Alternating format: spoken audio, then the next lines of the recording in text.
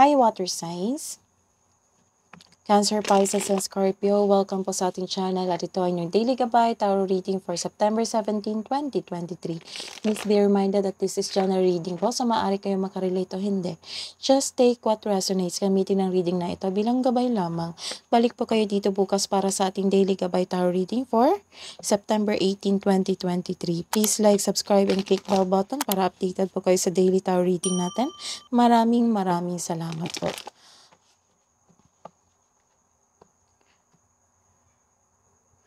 Water signs? Oo. Hi po sa inyo. Uploaded na po yung monthly reading natin for September 2023.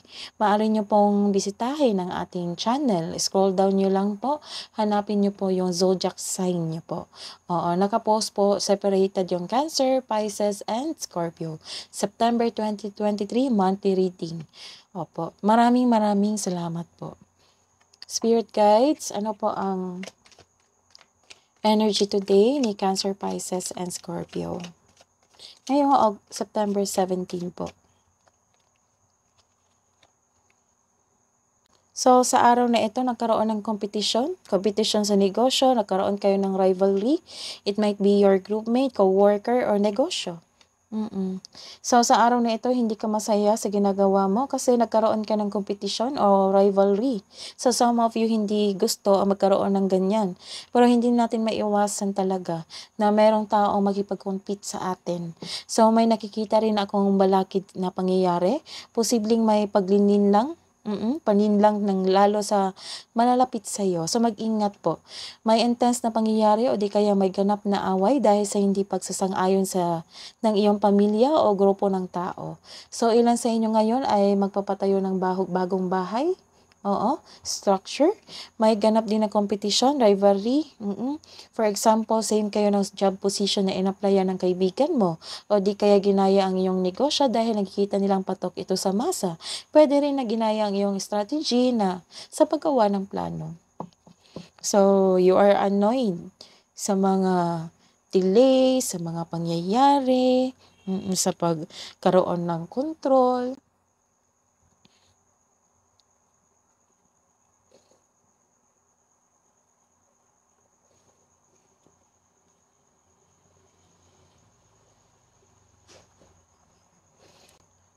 Some of you, nagkaroon po kayo ng eagerness to learn a new skill, a new ability.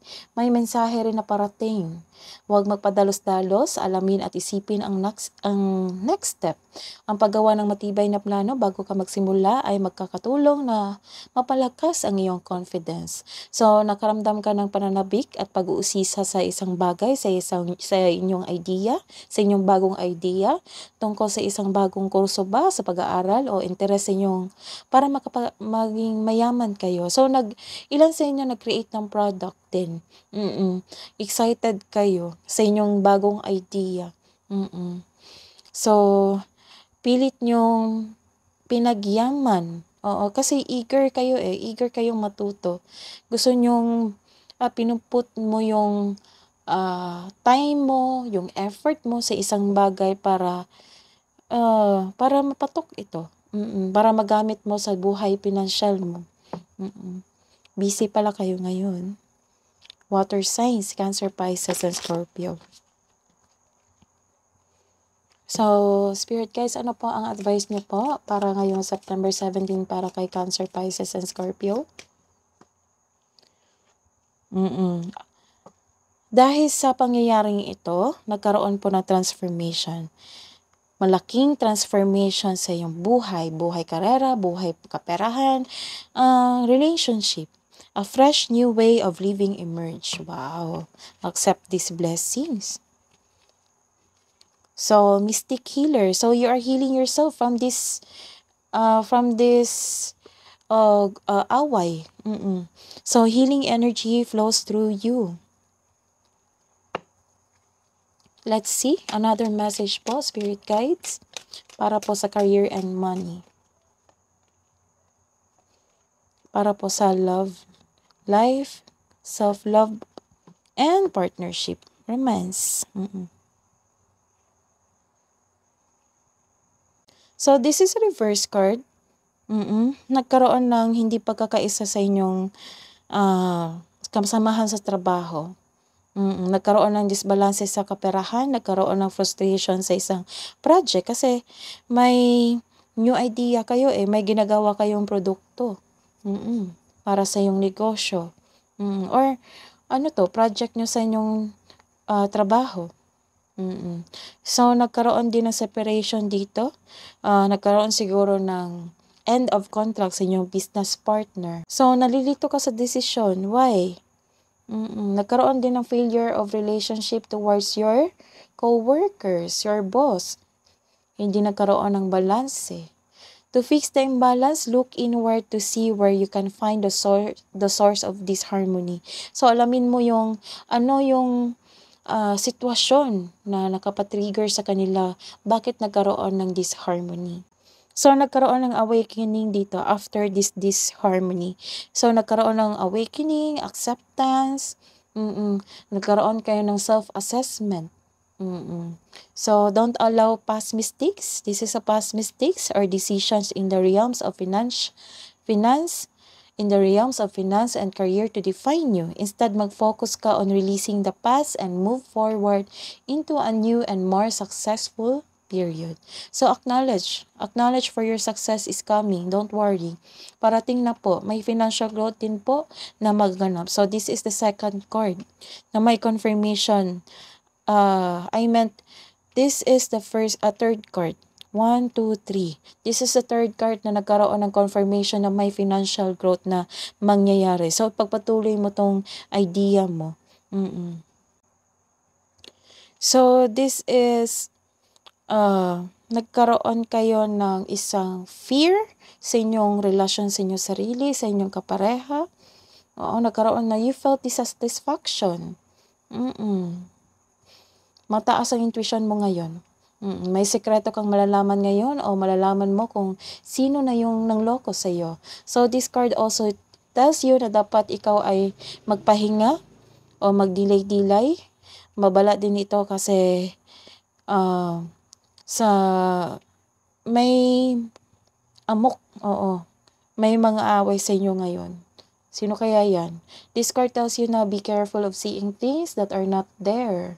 So, sa mga may relasyon dyan, may sekretong mabubulgar ngayon at nagkaroon ng honest conversation. So, may pag-uusap kayo ng inyong kapareha. Sa mga single, maaaring malaman mo na yung sekreto. Sekreto ng inyong manliligaw. Ano kaya yan? Sekreto niya. So, this is a success. Success, enjoyment sa inyong sarili. Siguro ito sa inyong ginawa kasi success din ito.